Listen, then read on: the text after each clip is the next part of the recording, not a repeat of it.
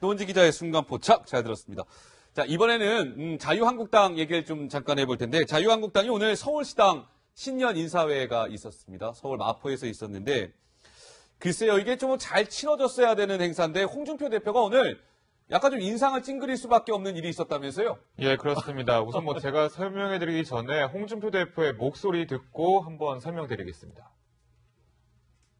아마 오늘 행사 끝나고 나면 언론 보도는 시작 전에 있었던 당원 자격 없는 사람 드러내는데 그 가십 보도만 할 거예요.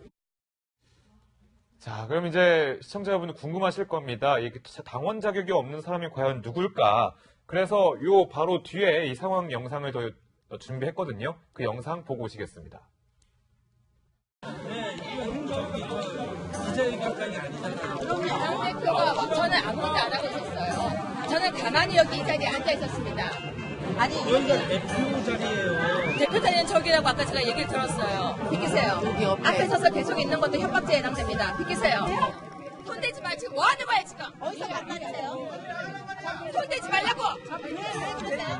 아니 당원이 아니시잖아요. 아니 지금 이게 무슨 분량이세요? 당원 맞으세요?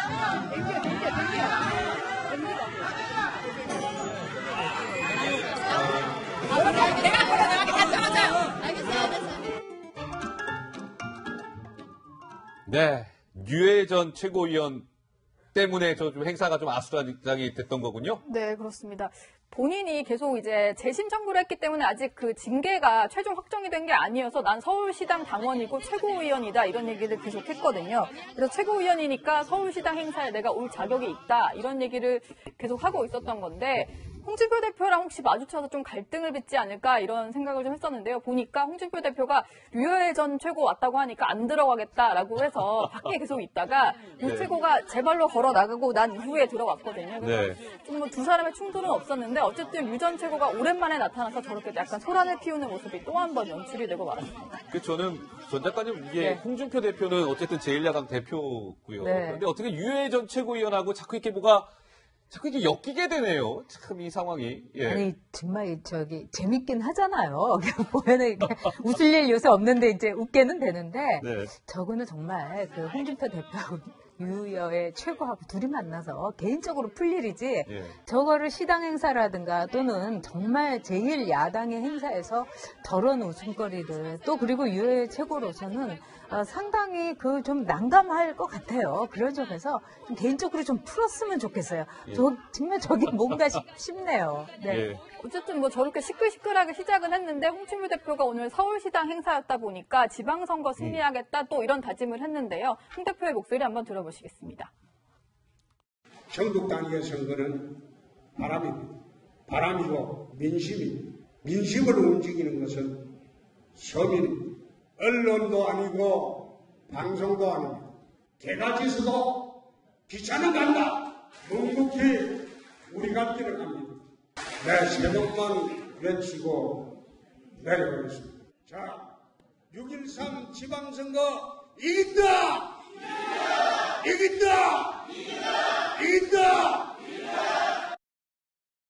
네, 저러다 목 쉬실 것 같은데.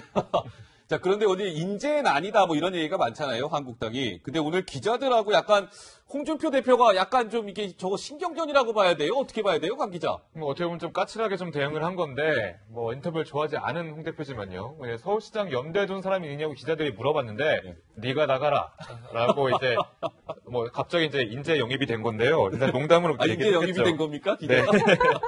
그리고 이제 그 다음에 오늘 오신 분 중에 혹시 눈여겨볼 만한 사람이 있냐 약간 찔러봤습니다. 누구 인재 영입할 거냐는 걸 물어본 건데 아직 없다. 교섭 중이다라면서 상당히 말을 아끼는 분위기였습니다. 그러니까 저는 이제 뭐 홍 대표가 약간 좀 짜증이 난 걸까요? 가뜩이나 이거 지금 사람 없어가지고 골치가 아픈데 기자가 물어보니까 울컥한 걸까요? 뭐 어떻게 바로 그거죠. 내가 나가라. 오죽하면 네가 나가라 이러겠어요. 그런 점에서 답답하기 짝이 없는 거고 현재 그 홍준표 대표로서는 참 되는 일이 없다 이렇게 볼 수 있겠죠. 그리고 김성태 원내대표하고 이 짝짓기가 됐는데 거기서 뭔가 이렇게 시너지 효과가 나도 지금 시원찮은 판인데 거의 하드코어를 보는 듯한 느낌을 우리 정치 이렇게 유권자들한테 보여주니까 참 답답할 겁니다. 그렇다고 앞길이 뭐 훤히 보이는 건 아니고 깝깝하고요. 그렇죠? 예.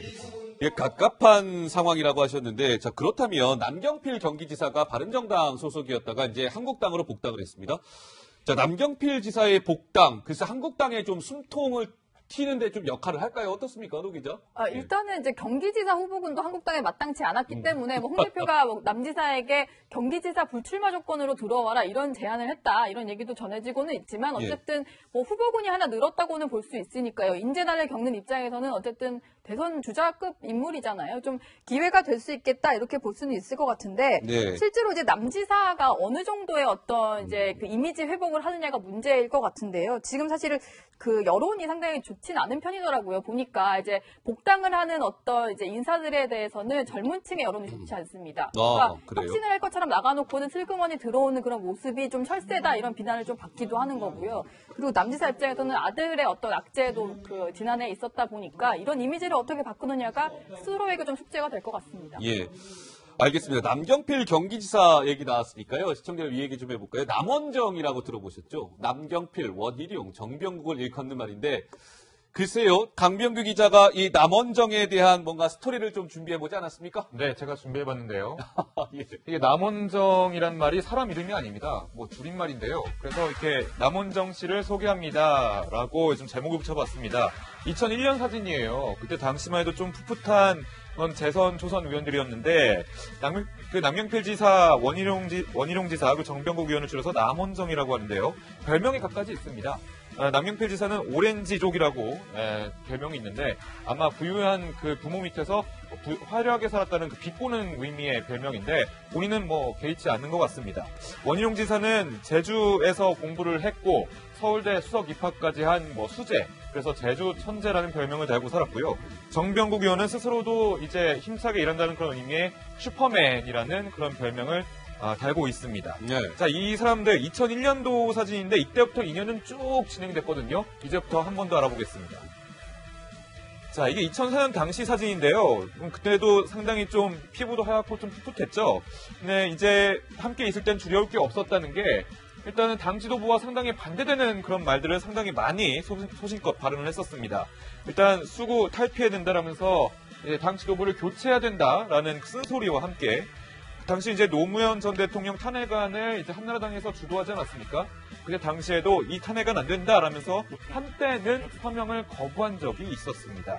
자, 그리고 이제 박근혜 대표가 이제 취임하고 났을 때 박근혜 대표 확실히 구시대적이다라면서 박근혜 전 대표가 던진 그 좌파 논란에 대해서도 상당히 반발하는 그런 의미를 좀 내비치기도 했었죠. 자, 다음 사진 보겠습니다.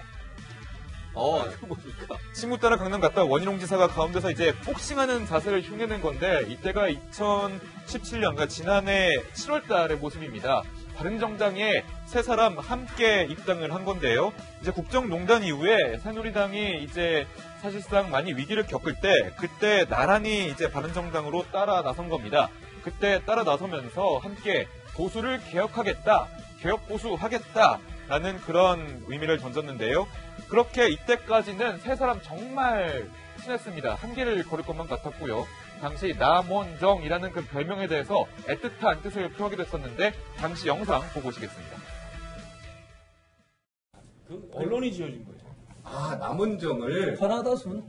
첫 번째는 우리 그 초등학교 가면은 키순으로 세우잖아요. 좋아요. 앞뒤쯤. 그다음 두 번째가 아까 얘기한 세종대왕순, 훈민정음순. 또 하나는 그때 특정 언론사에서 그걸 먼저 썼는데 바로 그 집 뒤에 남원정이라는 불고기집이 있었어. 남경필. 원희룡. 정병국. 너희들이 잘했어. 나 아직까지 이 자리에 앉아 있겠냐. 예, 화기애애한 한때 잘 보셨습니다. 그런데 지금 2018년 1월 좀 달라졌습니다. 지방선거를 앞두고 갈 길이 조금씩 나눠지고 있는데요. 고개 숙인 남경필 지사 얼마 전에 이제 조조가 되겠다라면서 바른정당을 떠나서 자유한국당으로 복당하겠다는 그런 의사를 내비친 적이 있죠. 이때 다급해진 유승민 대표가 직접 제주도로 날아가서 친한 또 다른 지인인 원희룡 지사에게 나가지 말라라고 지금 어제 설득에 나섰습니다. 이때 나선 게 바로 정병국 의원이거든요. 역시 가지 마라라면서 이제 친한 원희룡 지사를 붙잡고 있는데 원희룡 지사 묵묵부답으로 일관을 했습니다. 과연 무소속으로 출마를 할지 아니면 바른정당에 남아서 또 다른 지방선거를 또 치르게 될지 앞으로의 사안이 상당히 주목되는 겁니다. 네. 옛 한나라당 시절 이제 쇄신파죠. 남원정. 오랜만에 아마 얘기 좀 들어보셨을 것 같은데 전 작가님은 저 남원정 저 트리오와 네. 여의도 국회의원도 같이 하셨고요. 오랜만에 좀 얘기 들으시니까 좀 여러 가지 생각이 드실 것 같아요. 이제 저 세 사람의 기대도 참 많았고 예. 반짝반짝 블링블링 했었죠. 그렇지만은 제가 볼 때는 정치라는 거는 정말 그 자신의 목숨을 내놓고 그 다음에 어렵고 힘든 시기를 얼마나 잘 견디고 때를 기다리느냐가 정치의 굉장히 중요한 덕목인데 그 덕목이 없는 세 사람이었어요. 그래서 이름은 소장파였지만은 기회에 대해서 정말 그 날쌔고 젊었지 어떻게 보면 가치라든가 또는 인내라든가 또는 자기 자신을 죽이는 문제, 희생하는 문제에 있어서는 정말 계산을 굉장히 두드렸다. 이런 평가도 많이 받았습니다. 예. 지금 남경필 지사가 그런 거죠. 그렇게 1호 출당을 했다가 그다음에 대선 주자급이라고 아까 우리 노은지 기자가 얘기했지만 어느 당의 대선 주자였습니까? 바른정당의 대선 주자인데 예. 자신이 대선 주자로 나온 당을 이렇게 나와가지고 다시 건강한 보수를 재건하겠다고 하면서 자유한국당으로 들어가겠다고 하는데 글쎄 건강한 보수를 재건하기 전에 자기 자신이 건강한지 세력도 그렇게 지금 저렇게 불비해가지고 또 기어 들어가는데 뭘 재건을 해주겠다고 하는지 제가 보기에는 그 소장파라든가 남원정의 그 후일담에 대해서는 그렇게 국민 여러분이 이제는 관심을 갖지 않을 거다 이렇게 봅니다. 예, 그렇군요. 알겠습니다. 자, 그런데 이제 유승민 바른정당 대표가 어제 쫙 제주도를 갔어요. 강병규 기자 말대로. 왜냐하면 원희룡 지사라도 이제 잡아야 될 거 아니겠습니까? 이제 바른당에 남겨놓기 위해서인데 바른정당이 지금 상황이 녹록치가 않은 것 같아요. 의원 한 명이 또 오늘 전격적으로 탈당을 선언했다면서요? 예, 그렇습니다. 박인숙 최고위원인데 얼마 전에 이학재 의원 잔류하겠다는 뜻을 밝히면서 유승민 대표 안도의 한숨 내셨잖아요. 근데 이제 이번에 박인숙 최고위원이 탈당을 하면서 의원수가 두 자릿수에서 한 자릿수로 줄었습니다. 네. 시작은 33석으로 크게 시작했는데 뭐 교섭단체 지위를 잃고 현재는 한 자릿수까지 이제 내려오게 된 건데요. 이제 한국당은 이로써 118석이 됐고요. 민주당이 121석이니까 제1당과 불과 3석 차이밖에 나지 않습니다. 네. 바른정당으로서는 똑같은 보수 정당으로서 어떤 경쟁력이 떨어진 거 아니냐라는 그런 위기론이 나오고 있습니다. 전 작가님 저렇게 이제 한 자릿수 때 9석까지 이제 주저앉게 됐어요. 바른당이요. 근데 어떻습니까? 지금 저렇게 되면은 아무래도 지금 국민의당과의 통합도 그렇게 탄력을 받기가 좀 어려워 보이는데 현재 저 상황은 좀 어떻게 읽고 계세요? 전 작가님께서는요? 일단 바른정당이 뭘 가진 게 없는 당으로 돼버린 거죠. 그리고 바른정당에 있었던 의원들이 다 탈당을 하면서 했던 얘기가 굉장히 일관성이 있어요. 하나는 뭐냐면은 이제 유승민 그 대표의 리더십에 대해서 의문을 제기했고 두 번째는 당원 동지들의 뜻을 따라서 다시 복당한다 하는 거예요. 그럼 자기 자신들은 이제까지 당원 동지들에게 모든 거를 이렇게 떠안기는 그야말로 정치의 수동태, 그다음에 정치의 아이들로서 정치의 어른이 아니라 아이들로서 당원 동지들을 그렇게 모욕하는 게 아닌가 이런 생각이 들어요. 그리고 이제 뭐 박인숙 의원도 제가 잘 아는 분입니다만 상당히 좋은 분이에요. 그리고 개혁 의지도 있고 또 이제 의사 출신이고 그러면 제 생각에는 당장 먹고 사는 게 정말 절박한 사람들도 때로는 그 당에 남습니다. 그리고 지금의 여권 인사들이 그랬어요. 운동권 출신들도 그랬고. 그러면 국회의원 다음에 안 하면 되는 거지. 지금 저런 꼴로 다시 들어간다는 거. 저는 절에서 보수가 지금 괴멸이니 보수가 끝장났다. 이런 소리를 듣는 거라고 생각해요. 지금 세상의 가치는 보수가 갖고 있는 시장 경제와 개인의 발전, 또 개인의 책임을 요구하는 이 세상인데 지금 보수 정치인들이 저런 식으로 보수의 가치를 스스로 배신하니까 무슨 보수 정당이 설 자리가 있겠습니까? 저분도 사실 정치 그만하셔야 돼요. 전 작가님이 사실 보수 농객이신데 보수를 향해서 또 따끔한 또 충고를 한마디 하셨습니다.